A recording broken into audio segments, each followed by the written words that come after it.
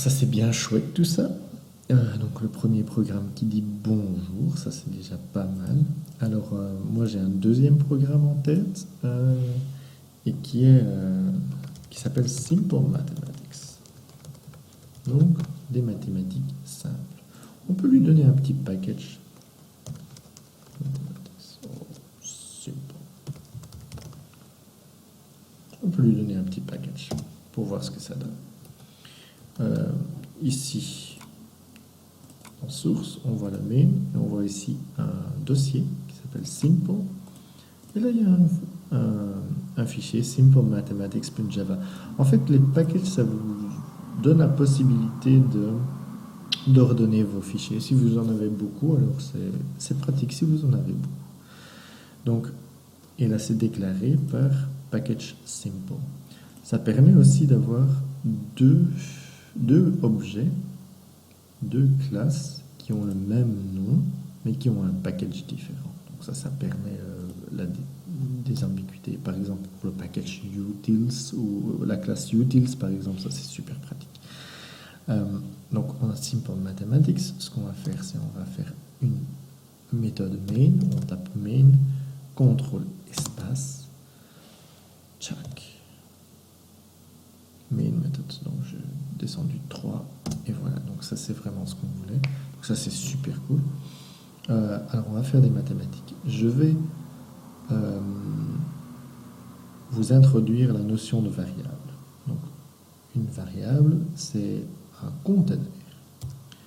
Int, et on va l'appeler i. Qu'est-ce qui se passe ici? Donc int, c'est le type de variable. I, c'est le nom de la variable. Et on va lui donner une valeur égale 1. On peut donner d'autres variables. Int b égale 5. Donc on a une variable qui s'appelle i et qui a la valeur 1. On a une autre variable qui est 5 et qui contient la variable cb et elle contient la valeur 5. Et maintenant, ce qu'on peut faire, c'est on peut faire un petit ciseau, sys out, voilà, ciseau, et on peut faire i plus b. Puis on voit ce que ça donne. 6, et ça c'est magnifique. On peut faire aussi. Là, ce qui va être intéressant, c'est si on ajoute avant ça, on fasse comme ça. I plus B égale. Donc vous vous souvenez tantôt, I plus B égale. Puis alors il va nous imprimer ça. On va maintenant faire I fois B. L'astérix, c'est pour mettre I fois B. Et on lance. CTRL 11. Donc I plus B égale 6, I fois B égale 5. Et ça c'est magnifique quand même. Maintenant ce qu'on peut faire aussi, c'est imprimer le contenu de I et le contenu de B. Et ça c'est super cool. Donc,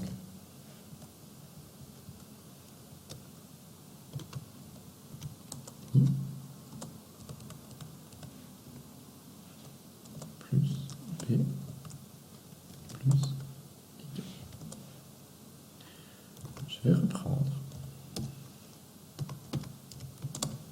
Je vais faire la même chose pour le fois un peu plus lentement.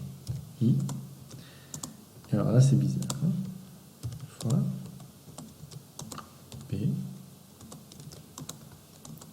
égale. Puis on va taper ici. Qu'est-ce qui va se passer selon vous? Les deux premières lignes, ça on connaît, ça va extraire ça. Alors là, moi ce que je m'attends, c'est qu'ici, ils remplacent le i avec la valeur 1, alors qu'ils mettent le texte plus, parce que c'est sous quote. Ensuite, qu'ils me rajoutent 5, et puis qu'ils rajoutent égal. Et on va voir ce que ça donne. Et voilà, par magie, i plus 5 égale 6, i fois 5 égale 5. Donc là, on est déjà bien parti, on a ouvert pas mal de choses. Donc, ce qui se passe, c'est que Java, lui, devine ce qu'on veut faire. Il ne va pas essayer de rajouter un, ou il ne va pas interpréter le 1 en tant que caractère ou quoi que ce soit. Non, il va savoir que là, on veut bien avoir.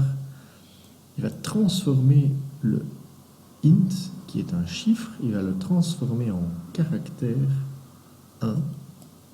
Il va transformer le b en caractère 5. Et il va concaténer les deux. Donc ça, faire ça, c'est la même chose que d'écrire ceci.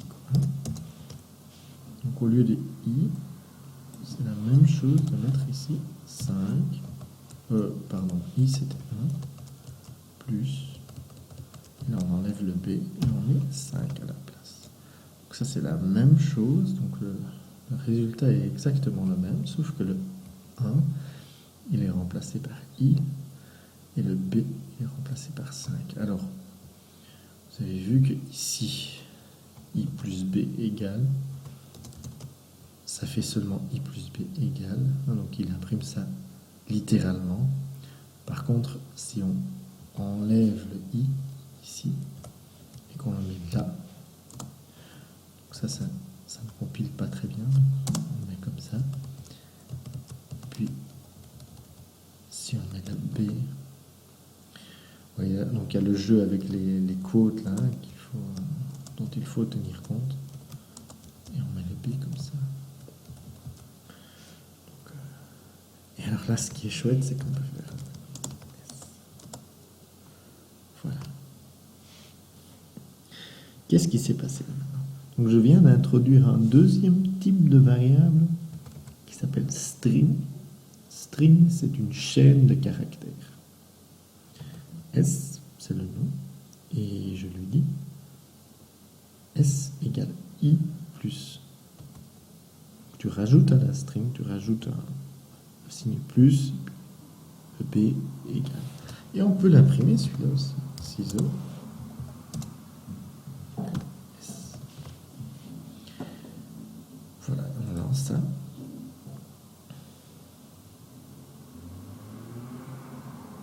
Ah oui, alors pourquoi c'est un peu bizarre? C'est parce qu'ici on termine avec un print. Je l'enlève. Alors voilà, on joue un peu avec ça. Ah ben tiens, il manque quelque chose ici à la fin, vous ne trouvez pas? Donc moi je... S égale S plus... Et ça c'est compliqué.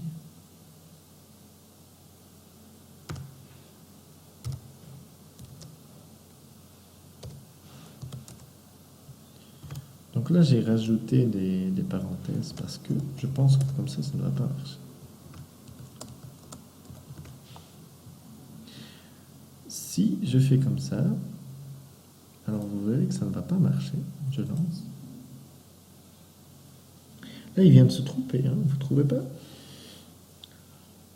On pourrait s'attendre à ce qu'ici, le i plus b, que ce soit 6 et qu'il nous fasse les bons calculs. Mais en fait, ce qui se passe, c'est qu'il va d'abord, il va découper en morceaux. En fait. Il va faire comme ça, en fait. Voilà ce qui se passe. Donc, il met d'abord un i, il met d'abord le 1, et après, il rajoute le 5. Donc, si on veut qu'il nous dise quelle est la somme de 1 plus 5, on doit rajouter des parenthèses pour lui dire, tiens, voilà, il va calculer la valeur qui est entre parenthèses d'abord. Et là, il va mettre 6 et il va rajouter ça au S. Donc, je vous invite à jouer un peu avec ça, c'est vraiment très très chouette. Et voilà, maintenant ça s'est corrigé. Donc voilà, ça c'est vraiment une des choses qui est super super chouette à jouer avec. Donc là on a le plus, on a le fois, et ce qu'on a aussi c'est on a le moins. On peut jouer avec le moins aussi. On va faire B moins I, hein. On est d'accord? On peut aller vite avec celui-là. Donc ciseaux, on va faire le B moins I. Donc on peut faire comme ça. Donc B.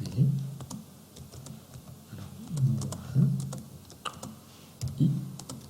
Alors, je vais un peu vite. Hein, égal. Plus égal. B moins I.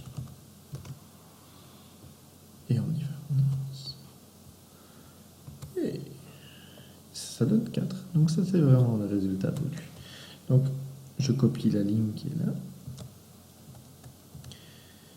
Si j'enlève les parenthèses, à nouveau...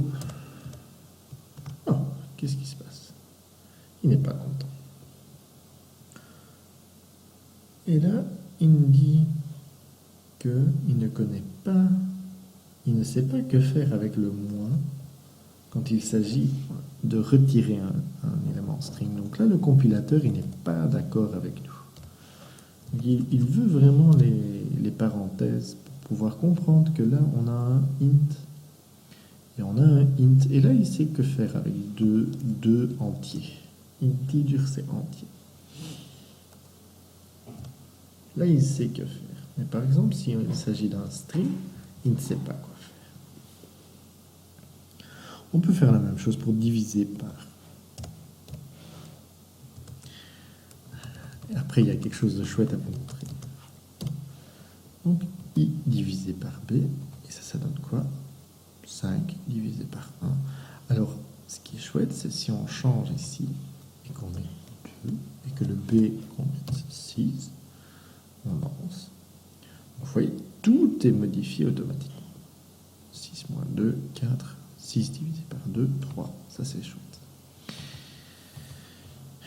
Et maintenant, si on prenait B égale 7, 7 divisé par 2, ça fait 3,5. On est d'accord, hein? Ah bon? Ah bon? 3,5, c'est 3. Ah, le reste, ici, est bien calculé, tu sais. Il y a juste ici le 3. Alors, comment ça se fait? Ça se fait que si tu divises un entier par un entier, le résultat sera entier aussi. Et 3 est un chiffre entier. 3,5 n'est pas un chiffre entier.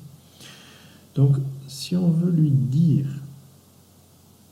de fonctionner avec des virgules, de façon simple, c'est de ne pas travailler avec des entiers, mais de travailler avec des chiffres qui ont des virgules. On peut appeler ça, je pense que ça devrait marcher. On peut le mettre en double, celui-là aussi. Ça, c'est la façon simple, on va dire. On lance et puis on voit ce qui se passe. Donc là, il a tout. Il a rajouté un point 0. Par contre, il sait compter. Donc ça, c'est pas mal.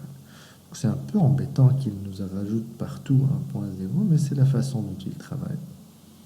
Donc quand il a un double et que tu le rajoutes à un string comme ça, alors il va mettre un point 0 pour que tu sois clair sur le fait que...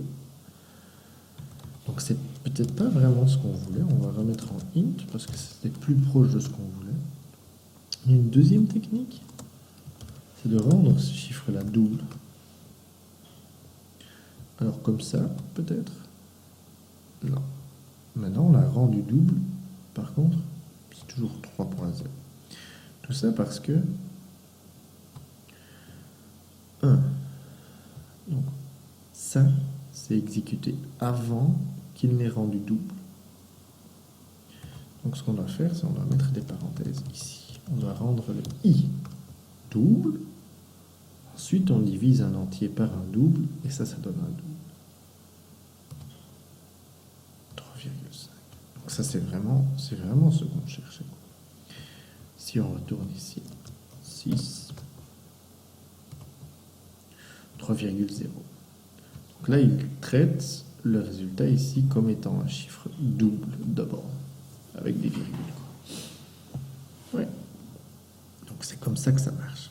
Maintenant, si on n'est vraiment pas content d'avoir un point virgule 0 à la fin, il y a des moyens on aura la possibilité de contreparer ça. Mais je vous expliquerai ça plus tard. Voilà, on a joué un peu avec les mathématiques. C'est vraiment très simple, on a fait des plus, on a fait des moins, on a fait des divisés. Et maintenant, il y a vraiment moyen de jouer avec ça comme ça. On peut introduire une nouvelle variable, l'appeler C. Je vous invite à jouer vraiment un max avec ça. Et puis après, on se revoit pour une prochaine leçon.